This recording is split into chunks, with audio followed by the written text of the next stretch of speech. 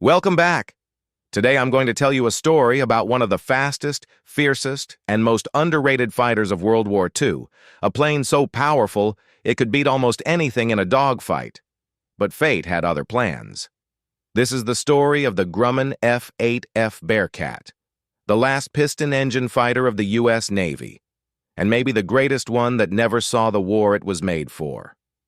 This is the story of the Grumman F8F Bearcat, the last piston-engine fighter of the U.S. Navy, and maybe the greatest one that never saw the war it was made for.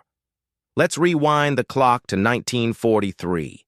The skies over the Pacific are on fire. American pilots are pushing their planes, the Hellcat and the Corsair, to their limits. But the Japanese Zero, light and nimble, is still a deadly opponent. The Navy wants something better, faster, smaller, meaner, something that can climb like a homesick angel, turn inside anything, and take off from an aircraft carrier deck in half the space. Grumman's engineers get the order. Design a fighter so advanced, so extreme, that it pushes the very edge of piston-engine technology. And what they came up with was the Bearcat. Imagine this, a fighter stripped down for pure performance. The biggest engine they could fit, the 2,100 horsepower Pratt & Whitney R2800, crammed into the smallest possible airframe. It was almost like building a hot rod, not a warplane.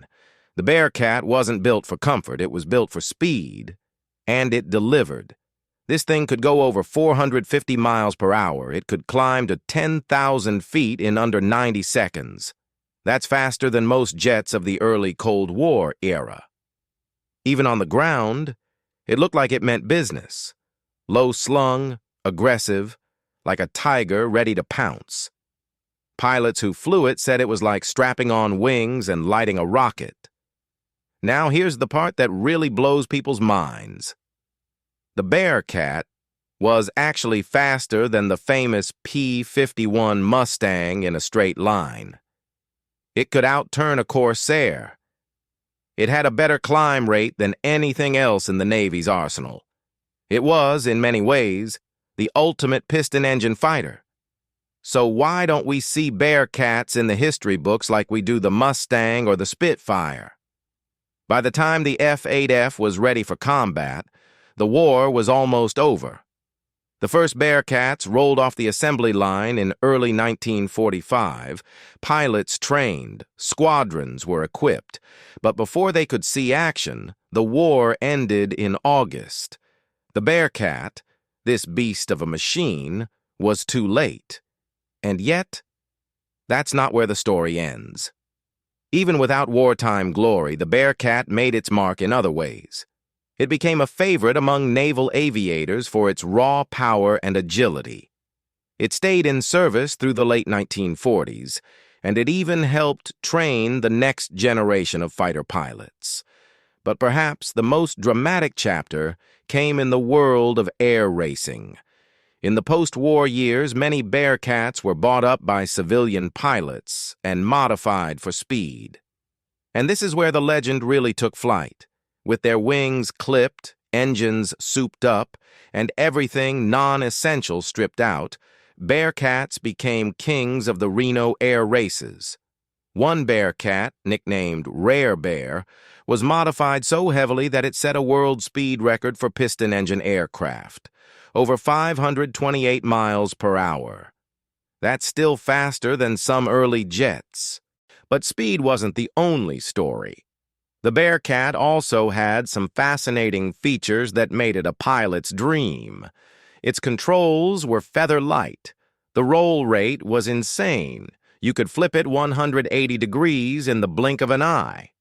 And it was rugged. This was still a Grumman machine, after all. The same company that made the Hellcat, the Avenger, and later, the F-14 Tomcat. One particularly wild story. During carrier testing, a Bearcat's tailhook failed to catch the arrestor cable. The plane went off the edge of the deck, but the pilot gunned the throttle, and the Bearcat climbed back into the sky like nothing happened. Try that in any other plane. And then there's the look.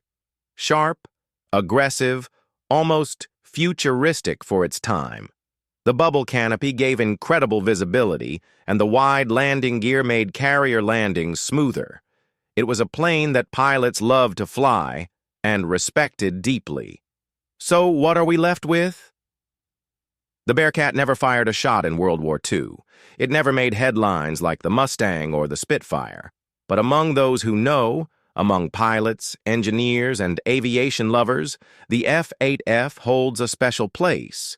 It was the last and greatest expression of piston-powered dogfighting, a final salute to an era before the jet age swept in and changed everything. But there's one more part of the Bearcat story that people don't talk about enough: its role in shaping the future of naval aviation. You see, when the jet age arrived, most piston-engine planes were quickly forgotten. But the Bearcat didn't just vanish. It became the perfect bridge between old and new. It trained pilots in the speed and reflexes needed for next-gen aircraft, without the danger of early jet failures. Some pilots even said that flying the Bearcat made the transition to jets easier. It taught them discipline, precision, and respect for raw power. And get this: the Blue Angels, the Navy's elite flight demonstration team, chose the Bearcat as their first aircraft in 1946. Why? Because it looked incredible in the sky and could pull maneuvers that thrilled crowds. For 3 years, the Bearcat wowed audiences across America, spinning, rolling, diving, pure aerial ballet. That's how much trust the Navy had in this machine. Not just as a weapon, but as a symbol of pride. Even today, Bearcats are prized in private collections.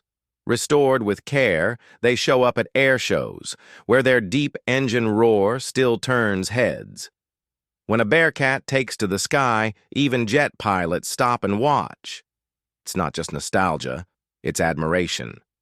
Because once you understand what this plane was, you can't help but respect it. The Grumman F8F Bearcat wasn't just a fighter. It was the final chapter in a legendary era of aviation. The last piston-powered punch before the world went supersonic. Thanks again for watching. If you love these deep dives into legendary warbirds, let me know in the comments.